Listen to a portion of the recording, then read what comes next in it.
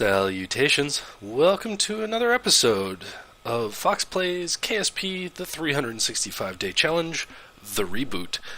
And, well, it's a little special today because it's the 50th episode of Foxx Plays KSP, the 365-day challenge. So, it's not that special. I mean, we've still got, many days. Basic math can't do it. Can't be bothered. Left to go, but still, achievement get. So today, I really put my time in. It's kind of why I'm getting to the episode so late. But I really wanted the craft for today's video to be something special, not just a rocket that goes up, which. I don't know, it kind of has started to feel like a lot of my missions, it's a rocket that goes up, big whoop.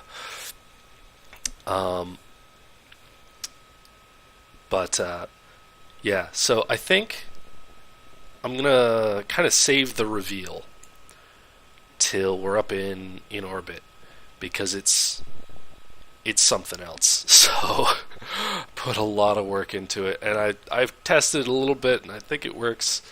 But we'll just have to see. So without further ado, let's hop on over to the launch pad.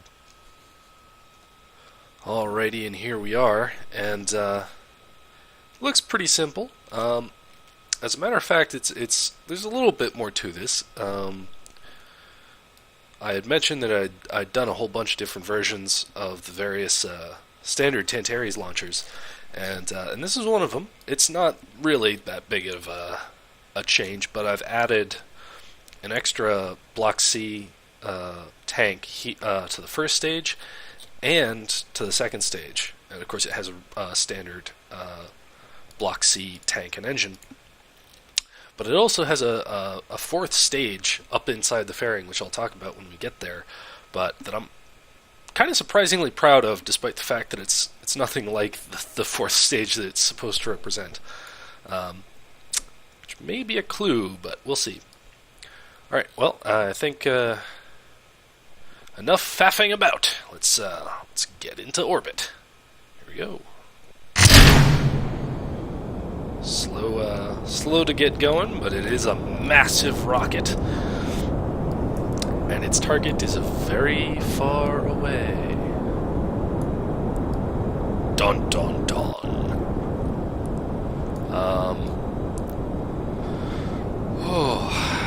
So, it's, I'll tell you a little bit about the payload, just because it's, I want something to talk about, more or less. It's called Onyx Hare, and, as in hair as in the animal. And it's kind of an homage, if you will, to the, let's, control from here, just to get that situated right. Anyway, so it's kind of an homage to the Chinese Jade Rabbit moon rover, and similarly, it is a rover meant for a terrestrial world.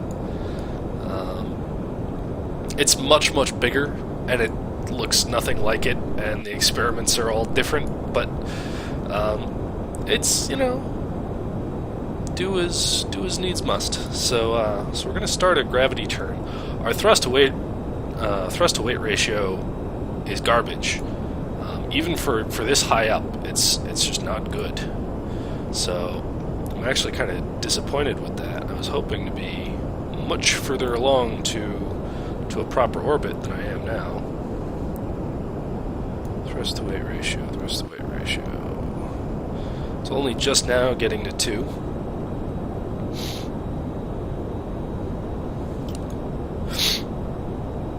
This first stage will only just get us past 12 kilometers.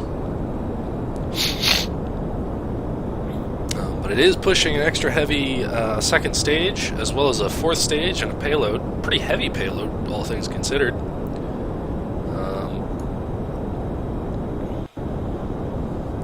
Alright, here's first stage cutoff. Alright, here we go. Much better thrust to weight ratio. Well, actually about the same, but rocketing up like a rocket bounce. It's not very funny, is it?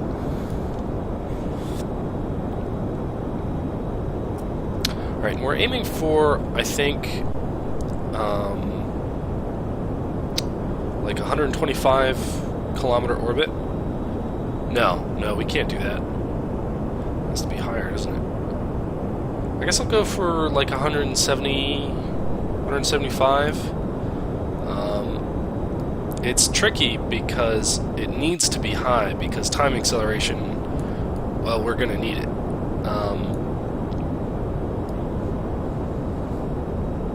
No, we can do that in the tracking station. So let's do that with,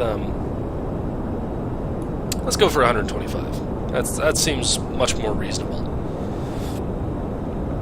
Alright, so we're now at the very top of the atmosphere, and we're going to point down at the horizon. Try and use every bit of delta V we have to become orbital, as opposed to just pushing up our apoapsis. We cut off there a bit early, but we reignite as we point down. Okay, and because of our payload, we are slightly off balance.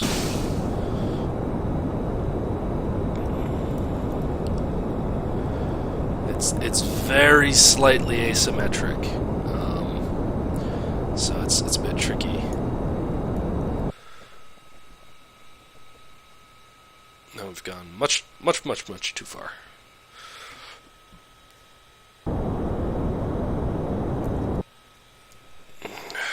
What's going on here?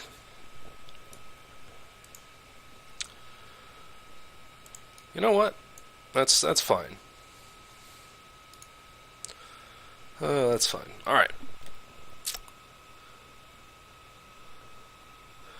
All right. Well, actually, we've still got a negative periapsis. Let's flip around here.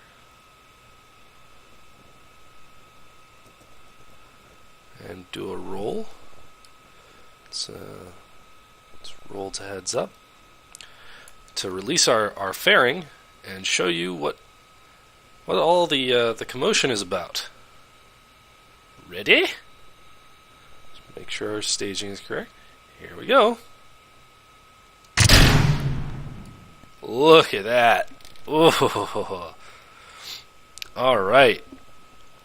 So we've got a pretty massive rover in here with a descent module and a heat shield, a fake heat shield because I don't have deadly reentry. Plenty of parachutes. It's a massive rover, but I'm actually almost just as proud of this stage up here, which is using a Wayfarer engine and a quarter-length 1.25 fuel tank and a Wayfarer engine to kind of, not quite, but you know, all the dimensions are wrong. But I like to think of it as almost like a frigate upper stage. And we're actually using all these Hamal control blocks as fuel tanks, as well as extra batteries. And oh, I should have taken out that monopropellant. Oh, what a waste! Lots of delta V wasted. Oh man, I wish I had like a release valve that I could vent that stuff. Oh no! But yeah, you can see you've got little pipes bringing all the fuel from the control blocks down to the inner tank. So I really like how that turned out. I like the look of it. We have some power here, just to make sure we don't run out of power, because this might be staying in orbit for a long time. But no matter. So I'm gonna bring us up to our apoapsis and circularize, and then deorbit our upper stage, not the frigate, but the the block C.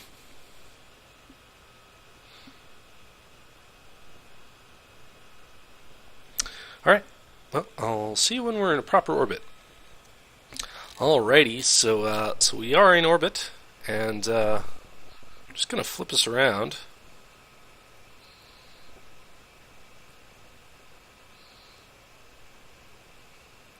And we're going to take a quick look at our payload. It's a little hard to see just because of the camera.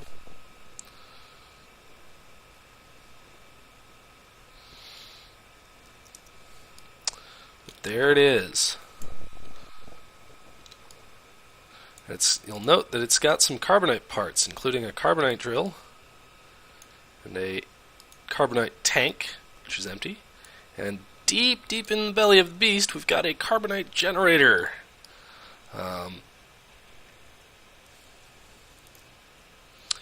So it's yeah, and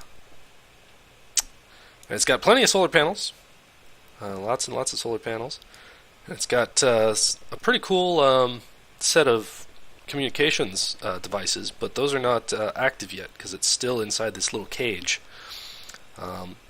Well, anyway, I think that's our mission for today, because realistically, this needs to go to its target in its own episode, and that target is Duna, and we're gonna do it right this time, not like Cosmos 3, way back in Mission Block 2.